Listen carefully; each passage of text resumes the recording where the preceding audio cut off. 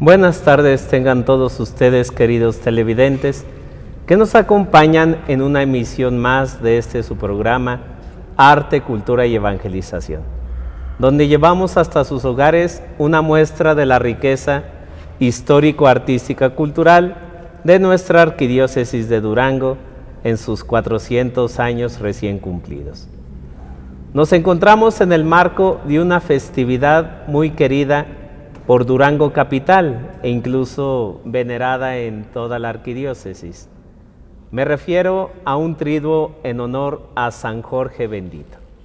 San Jorge, que es un santo de talla internacional, venerado en países como Inglaterra, Grecia, Rusia y gran parte de Latinoamérica, es también el insigne defensor de nuestra ciudad de Durango. De tal manera que hemos titulado esta conferencia San Jorge de Durango.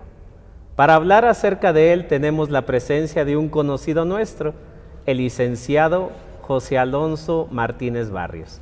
Alonso, bienvenido. Gracias por acompañarnos una vez más en este programa y sobre todo compartiéndonos tus conocimientos acerca de San Jorge, que queremos pues sin duda enriquecer toda esa figura que es este santo patrón.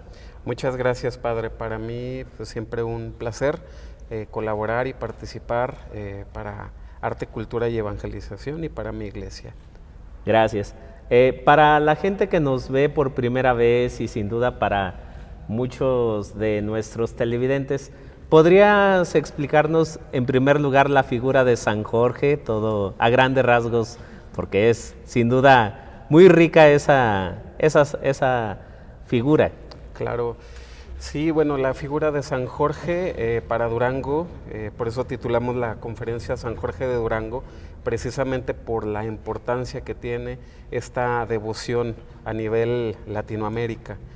La figura de San Jorge, en esta presentación que humildemente traigo para ustedes, la enfoco principalmente en el tema iconográfico del dragón. En este sentido, pues la figura de San Jorge es un elemento cultural muy importante para la ciudad de Durango, inherente a nuestra religiosidad. Los santos se consagran según las necesidades de la iglesia y del pueblo, y por ello la figura de San Jorge nosotros la tendríamos integrada aquí gracias a la gestión que habría realizado el 15º obispo de Durango, el señor don Pedro Anselmo Sánchez de Tagle y Valdivieso. El antecedente en torno a la figura de San Jorge va a estar inspirada por esta cuestión incluso de los sincretismos que nosotros veríamos también en las culturas antiguas. Por ahí nosotros pudiéramos integrar algunos elementos, como por ejemplo dentro de la cultura babilónica tendríamos una figura como Marduk, en la cual aparece también una representación de Marduk junto a un dragón. Tendríamos bajo la cultura egipcia, tendremos otra proyección muy similar, que es la representación de Osiris en esta lucha que presenta contra Set. Set es representado como una figura antropomorfa, pero aparece con un rostro de cocodrilo. Esta figura, Set, derrota a Osiris y la esposa de Osiris, la mujer de Osiris, recolecta los restos de Osiris y de ahí viene una transmutación para llevar a cabo la perpetuidad de una figura que es el dios Horus. De ahí vence el dios Horus a Set y tendríamos aquí nuevamente esta representación. En la cultura helénica, en la cultura griega, tenemos una figura muy emblemática que es Perseo, derrotando a la Gorgona, derrotando al Kraken, salvando a la princesa Andrómeda, y es muy similar a lo que veríamos también con San Jorge. Tenemos dentro de la cultura grecorromana también un elemento que es también muy similar, que es una lucha que presenta Hércules frente a una figura de nombre Caco. A partir de que le roba su ganado, mientras él se encontraba dormido, aparece esta figura de Caco con 3 cabezas arrojando fuego. es vencedor, Hércules, y recupera su ganado. Tenemos también la traslación de esta figura, que es muy similar, a través de las regiones germánicas, donde podemos apreciar a Sigfrido en la literatura del El Cantar de los Nibelungos, donde podemos apreciar a Sigfrido también derrotando a un dragón, y también podemos encontrar que salva también a una princesa. Estos elementos, bueno, como lo mencioné, se proyectan también dentro de un sincretismo, y cuando nosotros nos enfocamos al tema cristiano, pues vamos a tener representaciones. ¿Por qué? Porque el ser humano busca comprender elementos ontológicos o metafísicos. Para ello, por ejemplo, una representación como lo es la figura del ángel. La figura del ángel nosotros la tenemos representada porque es es el mensajero.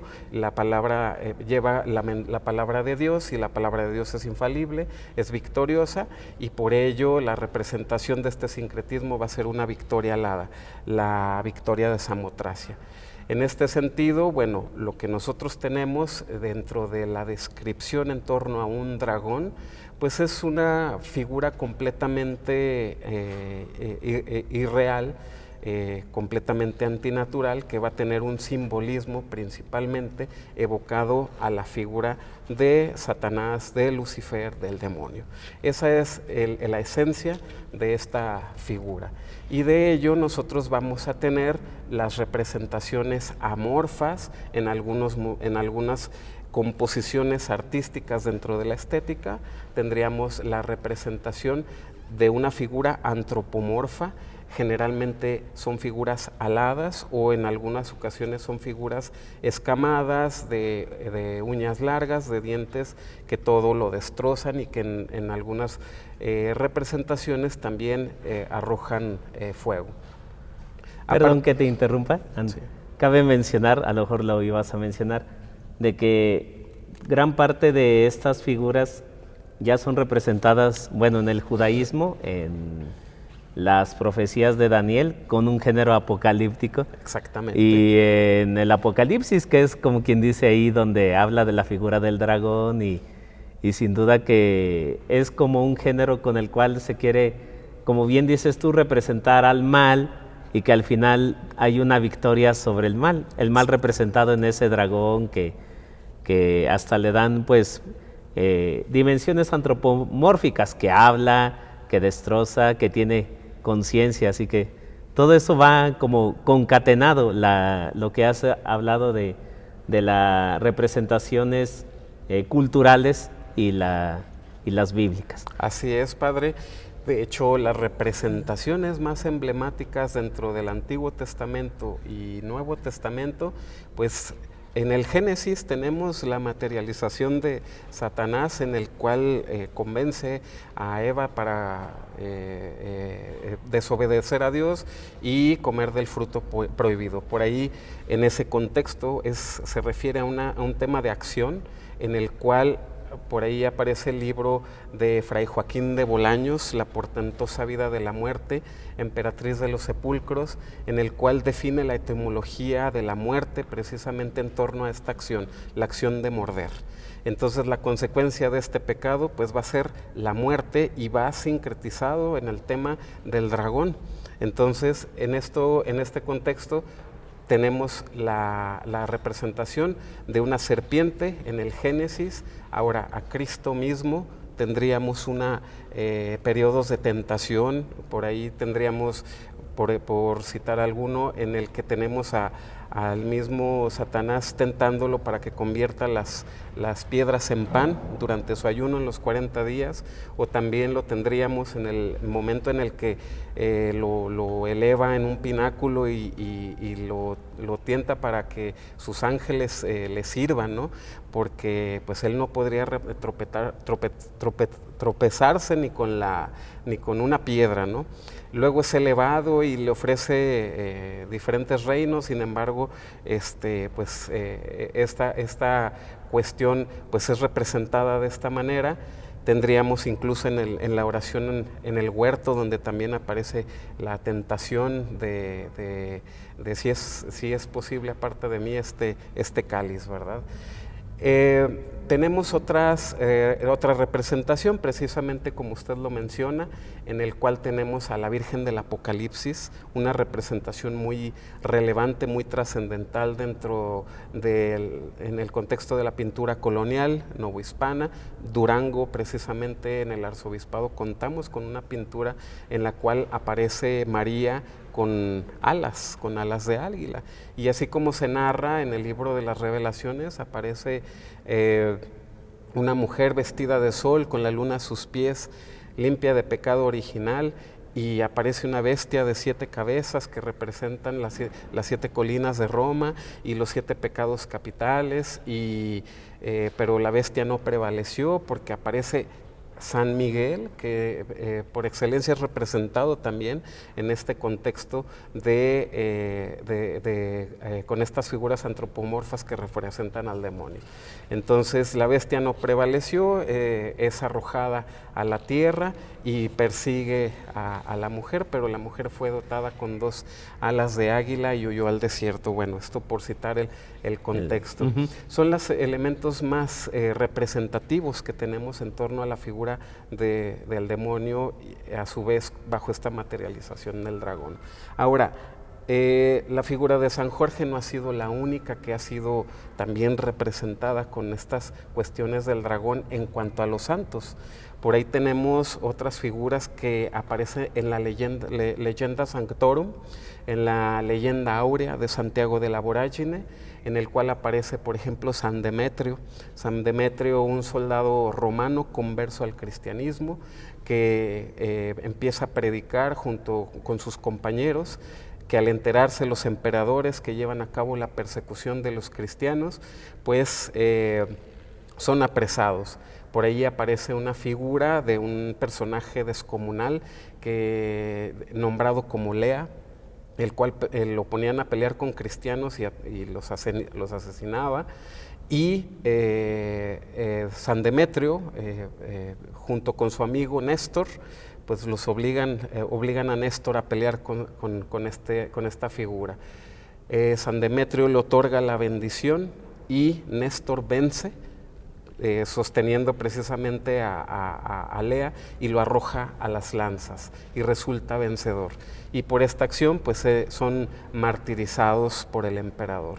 Por ahí tenemos también a San Lupo de Sáenz, un obispo que también es representado con la figura del dragón. Fue un obispo, pero que procedía de familia aristócrata, y que en el momento en el que se encuentra en oración comienza a tener una sed muy insaciable, solicita que le lleven un jarro de agua, y al momento de disponerse a beber se da cuenta de que es una distracción para romper la oración, y tapa el jarro con un cojín, y ahí aparece encerrado el dragón, que es liberado hasta la mañana siguiente. Ahí aparece también San Romano de Rouen, que es otra figura episcopal que, según se menciona en la leyenda dorada, aparece como un obispo.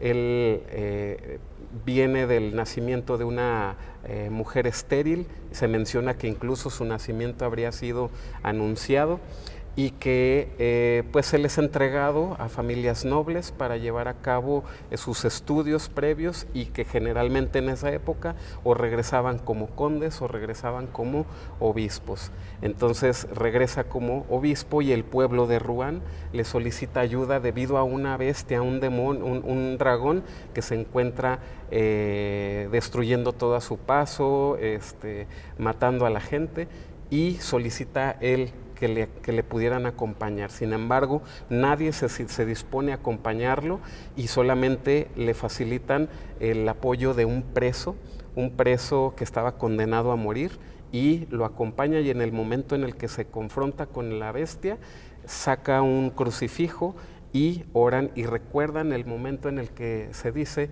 que los que se reúnen en mi nombre y piden al Señor les será concedido, y es vencida la bestia. De hecho, la bestia es domada, la llevan al pueblo de Rouen y todos son conversos al cristianismo.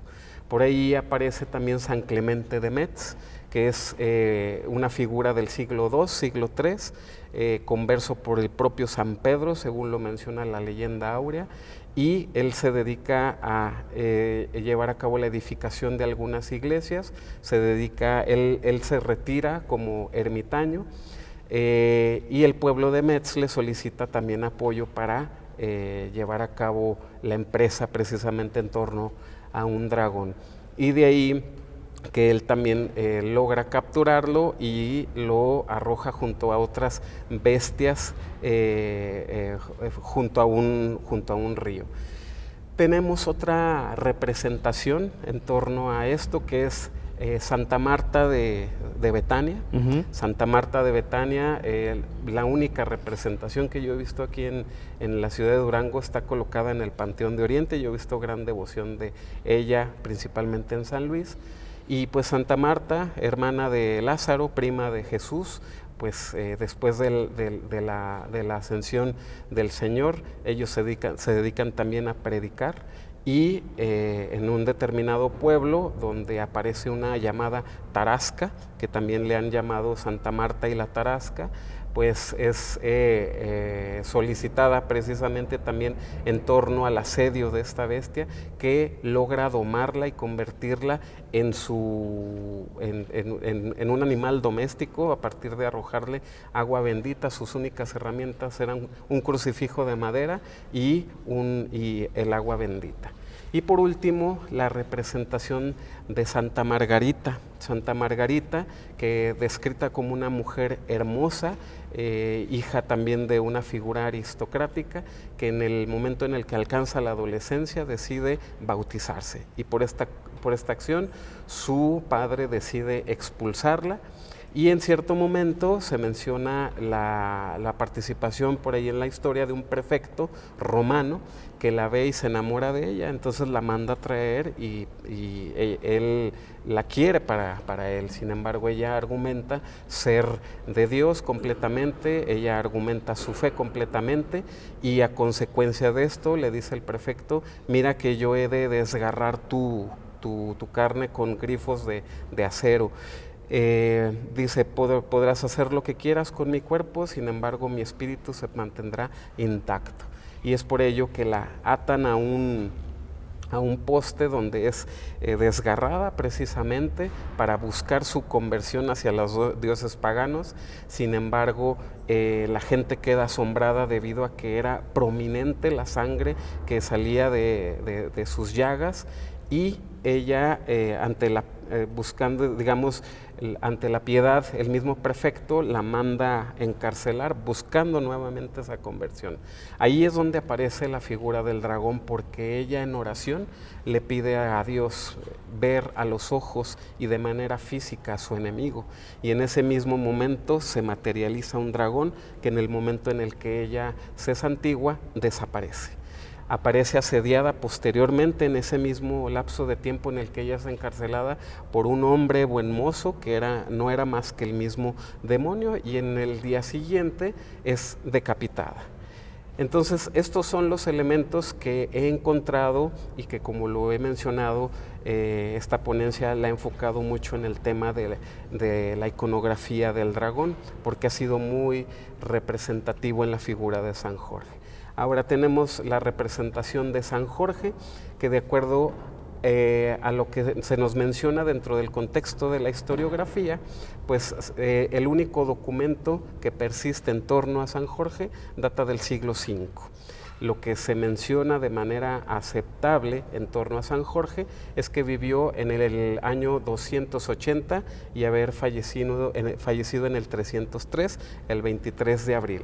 Su nombre, de su etimología, Geos, significa tierra, el que trabaja la tierra, y su padre, de nombre Geroncio, y su madre Policronia, lo habrían formado dentro de la educación cristiana, y a temprana edad también lo llevan a Roma, donde por su nobleza, por sus aptitudes, alcanza rangos militares muy importantes, al grado de convertirse en tribuno del propio emperador Diocleciano, que al momento de decretar la persecución de los cristianos, él confiesa ser cristiano y por este acontecimiento pues es decapitado.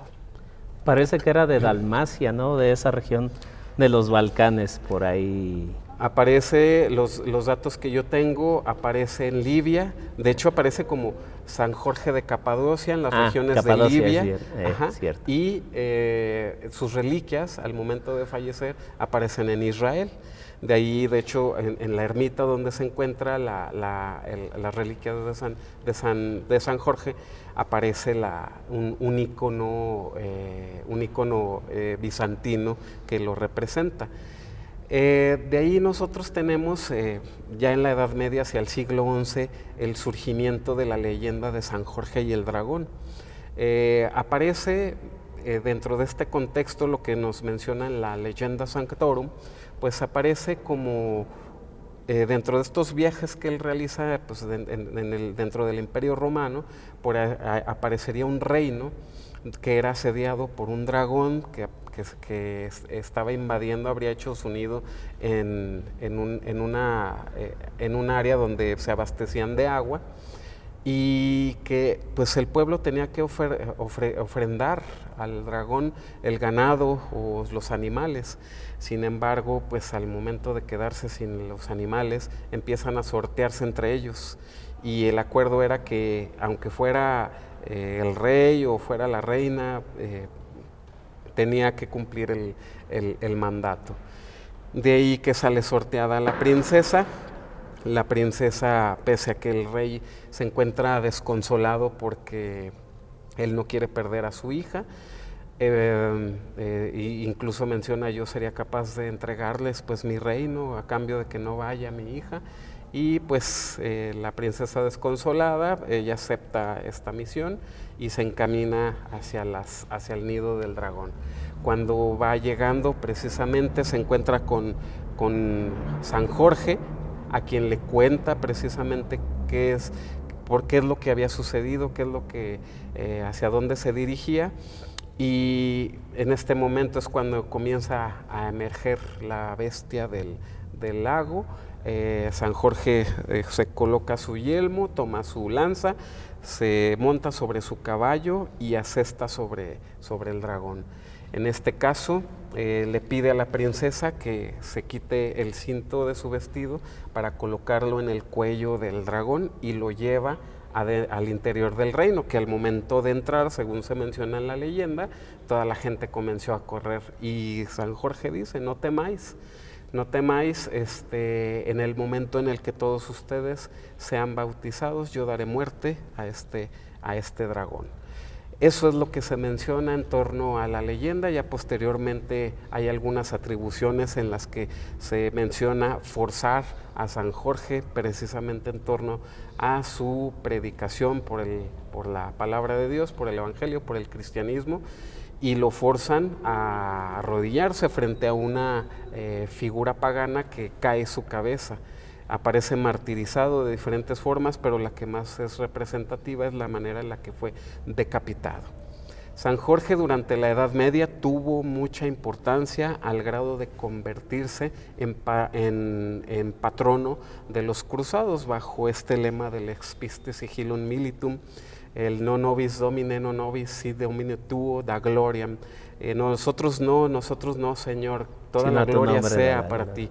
Entonces, es el patrono de los cruzados a lo largo de las más de 11 cruzadas, y también se convierte como patrono de la nobleza española. Ahí aparecería como patrono en la corona de Pedro I, o también Sancho Ramírez de Aragón. Y de ahí precisamente ese es el elemento clave por el cual llega precisamente a Durango. ¿Por qué? Porque las familias nobles en España, que en el caso de Burgos aparece una familia que es Sánchez precisamente, Sánchez de Tagle, que es Tagle significa mesa. Entonces allí aparecen los marqueses de Altamira durante el periodo colonial. En el periodo colonial ellos llegan a la Nueva España. Importante pues saber que bueno, en aquellos tiempos pues estas tierras eran tierras de frontera y ellos venían bajo el ofrecimiento también de algún cargo político, de obtener algún título nobiliario, etcétera. Y por ahí aparece la figura de Pedro Sánchez de Tagle, que se establece en Guadalajara, y de ahí que viene precisamente su sobrino, el que se convertiría posteriormente en el 15º obispo de Durango. Don Pedro Anselmo Sánchez de Tagle nace el 29 de junio de 1694. Él viene precisamente de Burgos por invitación de sus tíos.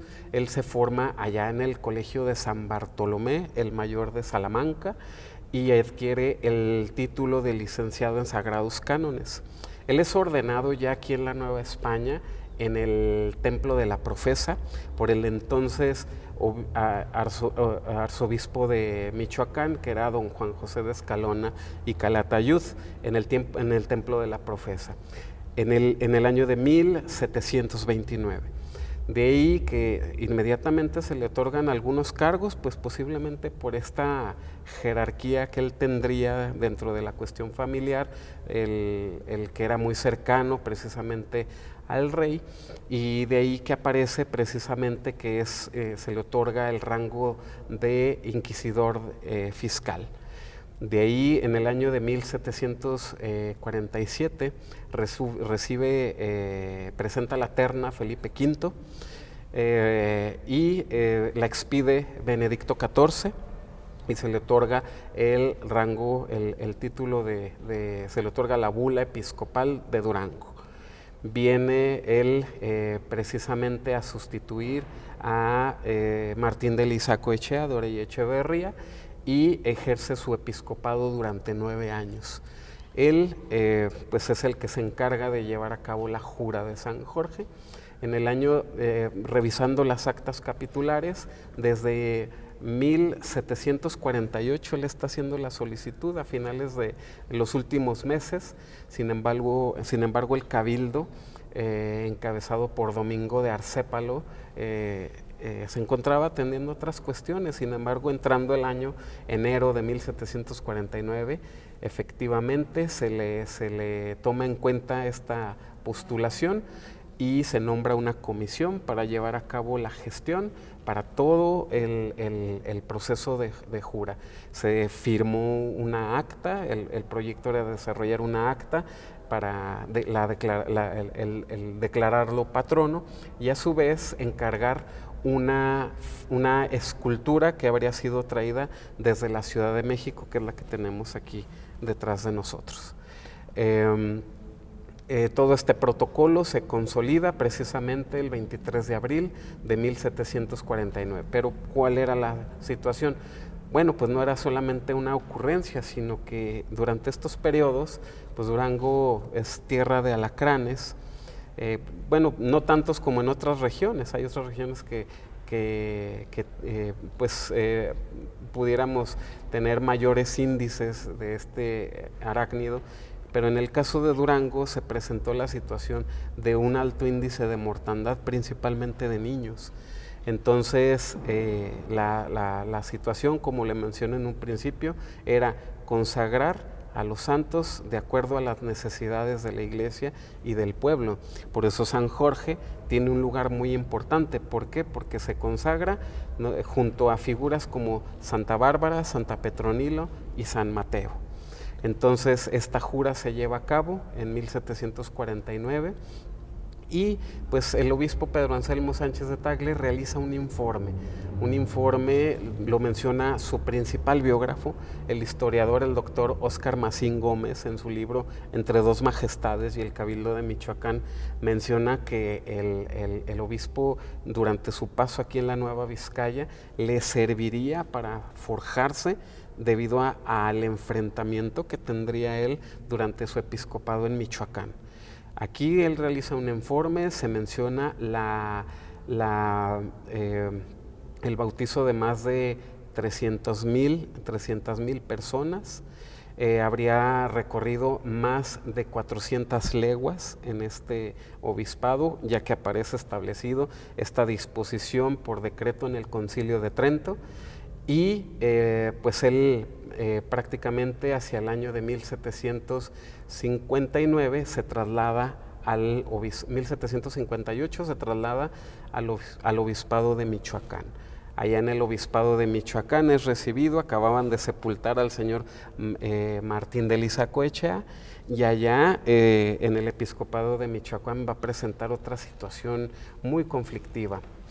Durante su gobierno también realiza viajes pastorales en aquel punto, pero lleva la edificación del Colegio Seminario Tridentino, lleva la edificación de un templo dedicado a San José, y la mayor problemática va a ser el decreto de las reformas borbónicas.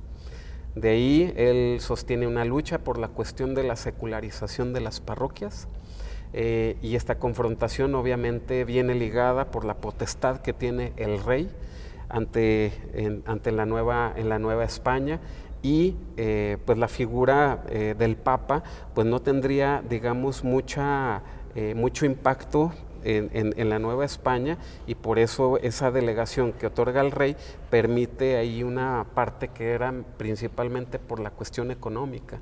Entonces, bajo esta cuestión de las reformas borbónicas, pues ese era el principal interés. Una cuestión de carácter administrativo. Por eso tenemos dos ideologías en ese contexto, los regalistas y los antirregalistas.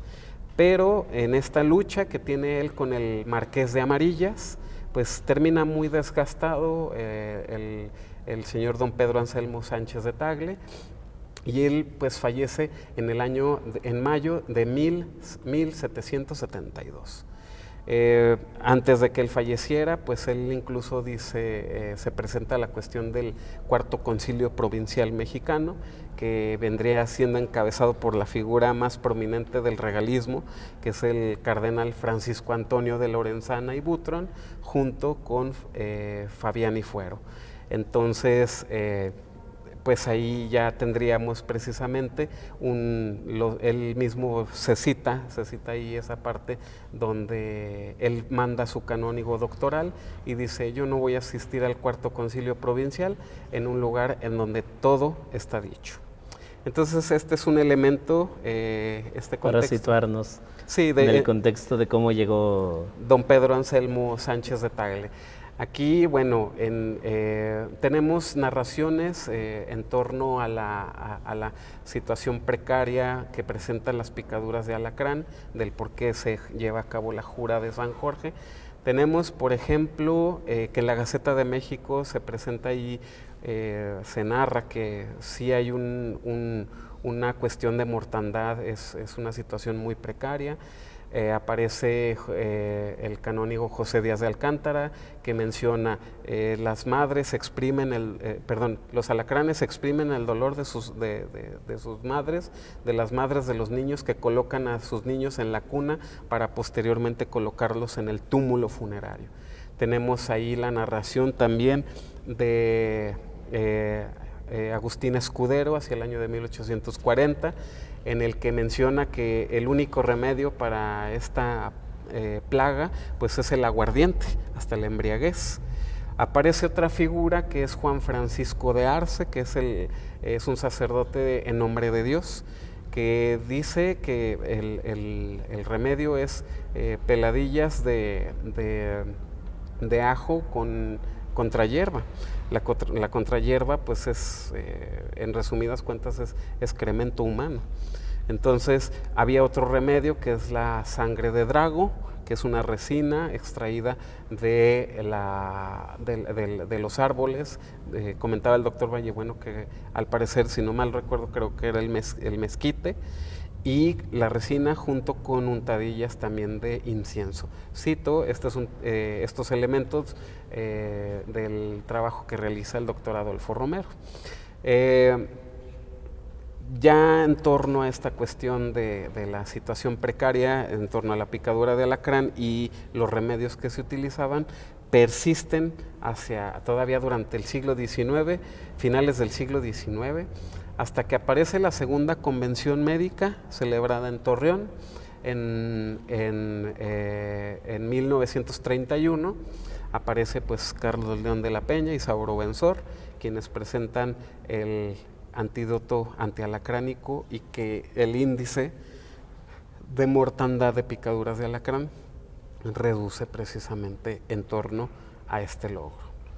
Alonso, antes de el programa comentábamos de que al menos en el país no hay una devoción tan fuerte a San Jorge, bueno, que conozcamos. Si alguno de los televidentes nos ve de alguna parte del país y conoce que haya una capilla o algún otro templo dedicado a San Jorge, nos lo puede comentar. Pero esto te lo digo porque, pues ahorita que mencionas a los doctores Carlos León y Sauro, sí, pues ellos diseñaron ese suero antialacránico que me imagino pues se utiliza en todas partes, ¿no? O sea, sí, no nada más es exclusivo de Durango, sino que gracias a ellos, bueno, a su trabajo, pues se ha hecho posible esta curación de tantos enfermos, de tantos picados. es Y correcto. por eso todo va redondeado con el título, San Jorge de Durango, de que no sabemos e incluso creemos que aquí en nuestra arquidiócesis nos faltaría una capilla, un templo dedicado especialmente a él. No, Ajá. no lo hay. No lo hay. Cuando se lleva a cabo la gestión para el patronazgo, se menciona la edificación de una capilla Sí, y la consagración precisamente de esta pieza. Por ahí también se menciona que la pintura que tenemos en la sacristía, esa habría llegado posteriormente, en 1840 la atribuye el doctor Adolfo Romero. Por ejemplo, son 4 elementos artísticos que nosotros tenemos relacionados a San Jorge. La pieza que tenemos aquí a nuestras espaldas, que por ahí hay debate entre la atribución de quién es el autor.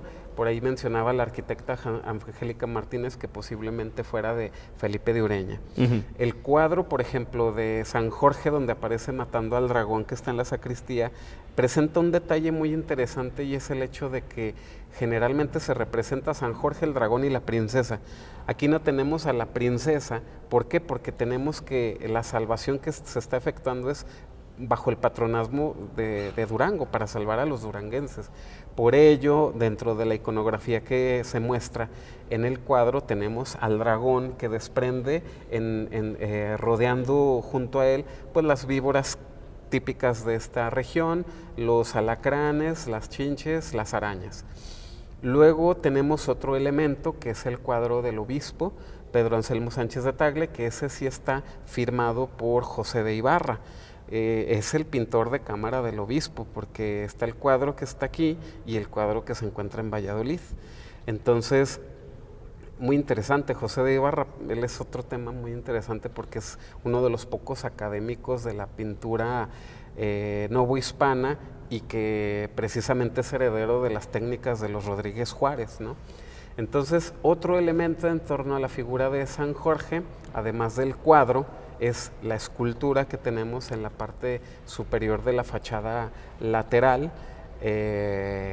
poniente, donde tenemos un trabajo de cantería realizado por el maestro Pedro de Huertas, que lo trae el obispo don Pedro Tamarón y Romeral para que concluya esa portada cuando lo encuentra trabajando en la casa del conde de Valle de Súchil.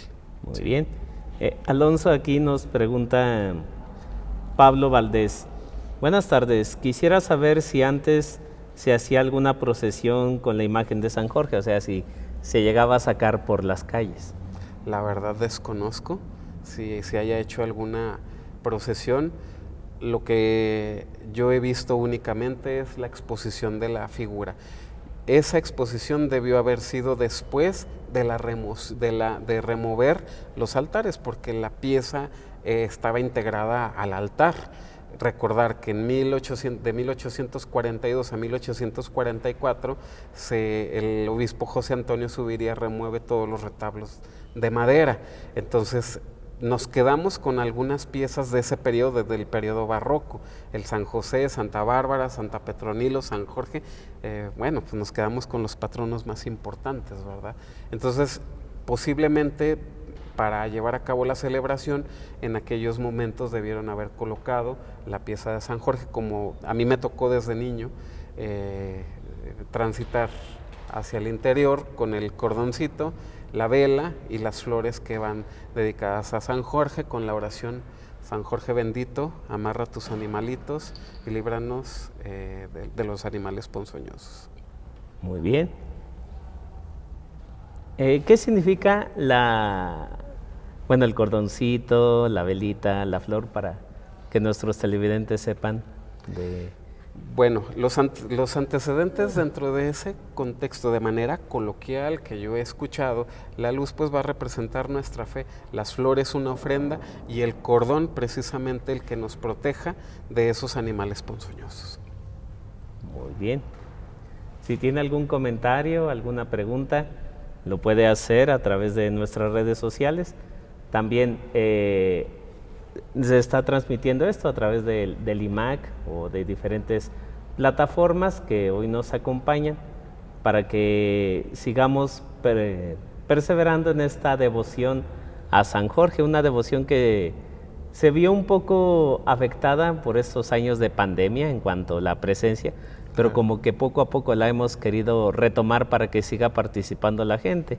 Claro. No sé si hay algunas actividades en tu organismo en el cual trabajas acerca de San Jorge para que nuestros televidentes sepan acerca. Sí, claro que sí. Bueno, en colaboración ahí con el Instituto Municipal del Arte y la Cultura, con la maestra Virginia Ruiz Valles y el presbítero César Astorga Guerra, por ahí desarrollamos un programa muy interesante que se estará desarrollando aquí en la Catedral de Durango, incluyendo el día de hoy esta ponencia, y el sábado estaremos llevando a cabo algunos recorridos aquí en la catedral enfocados precisamente al tema de la arquitectura de la catedral, la historia de la catedral, pero además enfocados al tema de la figura de San Jorge.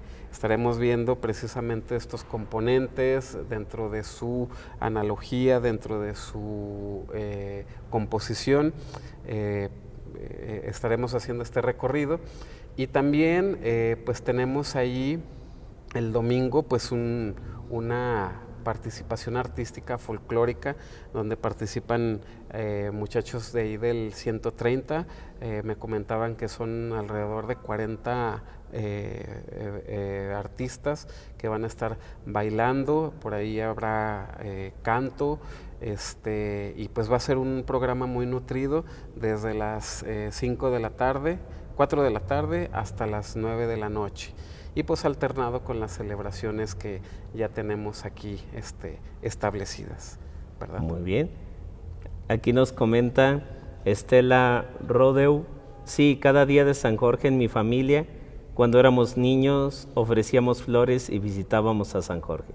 Sí, las filas de gente llegaban hasta pues casi calle Aquiles, en fin, por esa hora gente. En aquellos tiempos a nosotros nos tocó aquí desde Monaguillos, y cuando en tiempos del señor don Antonio López Aviña se colocaba serrín en toda la duela de la catedral. Ya teníamos nosotros incluso programadas las ambulancias afuera porque no faltaba la persona que de repente se nos resbalaba y se descalabraba. Pero con una gran devoción todo esto estaba completamente lleno, el olor de la cera de la vela se inundaba precisamente de toda la fe de la feligresía, y sigue sucediendo, y yo siento que va en crecimiento aún más, como lo mencioné, la devoción más importante aquí en México y en Latinoamérica. Entonces, esta cuestión del acerrín ya no es algo que se coloca en la actualidad. Luis Ángel pues tuvo la buena idea de ahora colocar el cartón, y pues de todas maneras es proteger precisamente la catedral principalmente. Gracias. Alonso, nos encontramos ya en la recta final. ¿Alguna última reflexión o alguna última pues enseñanza acerca de San Jorge? Sí, por último quisiera nada más hacer una breve descripción en torno a estas piezas artísticas. Por ejemplo, tenemos un cuadro del don Pedro Anselmo Sánchez de Tagle que presenta, pues es una función religiosa dentro de esta taxonomía y de construcción del arte que presenta la pintura. Pues vemos que es una pintura, en cuanto tengan la oportunidad de venir a visitarla, o los que se unan al recorrido, pues es una pintura institucional realizada por José de Ibarra. Es un óleo sobre tela, técnica óleo. Su proyección artística va dentro del barroco novohispano, de la tendencia de la familia Rodríguez Juárez, como lo mencioné. Se proyecta una jerarquía eclesiástica, es un retrato de aparato con elementos iconográficos que aluden a la figura episcopal de don Pedro Anselmo Sánchez de Tagle, que son representados con sus báculos, su mesa, su mitra decorada con pedrería, blasón, libro episcopal, anillo, pectoral. Entonces todos estos elementos son muy interesantes porque marcan lo que es la institucionalización de la iglesia. En algunos cuadros en torno a la figura de los Sánchez de Tagle, de hecho durante este periodo los familiares también habrían sido retratados, y en algunos se aprecia el Tagle quis encridem noxidit nuncupatoret cum infantam conubilatur, que es Tagle se llamó el que a la sierpe mató y con la infanta casó. En el caso del obispo Pedro Anselmo Sánchez de Tagle presenta el escudo donde aparece San Jorge matando al dragón y salvando a la princesa. Ese es el escudo de la familia, es el escudo familiar de los Sánchez de Tagle. Tendríamos también una pintura que se encuentra en la sacristía de San Jorge, atribuida, de acuerdo a lo que me menciona la doctora Paula Muez Orts, atribuida a José de Ibarra, una pintura muy bella porque en ella se aprecia a San Jorge. Es un retrato ecuestre en el que el caballo levanta las patas. Se menciona dentro de esa iconografía que representa que es una lucha que mueren en batalla. Y por ello aparece San Jorge, si nos fijamos, no aparece representado como un soldado romano, aparece representado con la armadura de Felipe V, que es el que presenta la terna para que se convierta en obispo. Luego tenemos que San Jorge lleva consigo una capa de color roja que anuncia el martirio, pero en su yelmo lleva 3 borlas, una borla color blanca, una borla color azul y una color roja. Va a representar la blanca a la iglesia, la roja el martirio y la azul a la Inmaculada Concepción.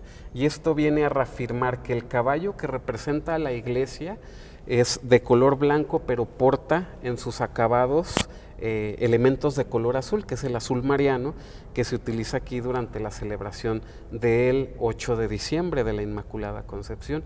Y a los pies, como lo mencioné, pues aparece esta figura quimérica que tiene una transición de figura antropomorfa con un hocico como de animal, y luego se transforma hacia la parte final como en forma de cola de serpiente. Se aprecia de una manera muy difuminada, porque todavía tenemos a José de Ibarra hacia esa transición del claroscuro hacia el barroco luminoso, pero los elementos que caracterizan a esta necesidad de consagrarlo por los alacranes, las arañas, etc. Tenemos también otro elemento que es en la fachada. Bueno, aparece San Jorge del lado sur, en una posición que se le llama a contrapposto. Es un término italiano que alude a una posición victoriosa, y si nos fijamos, San Jorge no está pisando, no está haciendo mucho esfuerzo para pisar a la serpiente. Él aparece triunfante con las manos cruzadas y lleva también consigo su capa y muestra ciertas características en su ropaje de la época del periodo colonial. Entonces, pues estos son los elementos en torno a lo que tenemos nosotros de San Jorge en Durango, en la Catedral de Durango, los elementos artísticos que buscan precisamente esa catequesis, es un ejemplo, es un intercesor ante Dios para que nos pueda pues ayudar, nos pudiéramos encomendar, ¿verdad? Me gustaría nada más compartir un último elemento. Yo por ahí me encontré esta oración, desconozco si está aprobada, pero me pareció muy bella. Dice: andaré vestido y armado con las armas de San Jorge, para que mis enemigos teniendo pies no me alcancen, teniendo manos no me atrapen, teniendo ojos no me vean, y ni con el pensamiento ellos puedan hacerme mal. Armas de fuego mi cuerpo no alcanzarán, cuchillos y lanzas se quiebren sin mi cuerpo tocar, cuerdas y corrientes se rompan sin mi cuerpo atar. Jesucristo me proteja y defienda con el poder de su santa y divina gracia. Virgen de Nazaret, me cubra con su manto sagrado y divino, protegiéndome en todos mis dolores y aflicciones. Y Dios, con su divina misericordia y gran poder, sea mi defensor contra las maldades o persecuciones de mis enemigos. Glorioso San Jorge, en nombre de Dios, extiéndeme tu escudo y tus poderosas armas, defendiéndome con tu fuerza y con tu grandeza, y que debajo de ti mis enemigos queden humildes y sumisos a ti. Así sea con el poder de Dios, de Jesús y el divino Espíritu Santo. Amén. Amén. Gracias, Alonso, gracias también por compartirnos esa hermosa oración. Sin duda que fue muy enriquecedor esta conferencia. El tiempo se nos ha agotado, pero podemos volver, podemos retomar en alguna otra ocasión, ya sea profundizar más sobre la vida del señor obispo, don Pedro Anselmo Sánchez de Tagle, que sería maravilloso para que la gente lo conozca, esta figura, y también para que sigamos conociendo más de nuestra fe. Gran parte de la cultura que hoy vemos, no solo cristiana, sino cultura popular, pues tiene sus bases en muchas de estas devociones y tradiciones como San Jorge. Así es. Agradecemos tu presencia, Alonso, agradecemos también a la licenciada Gaby Juárez, que hizo posible la transmisión de este programa, y los esperamos el próximo jueves en punto de las 5 de la tarde en su programa Arte, Cultura y Evangelización. Hasta la próxima.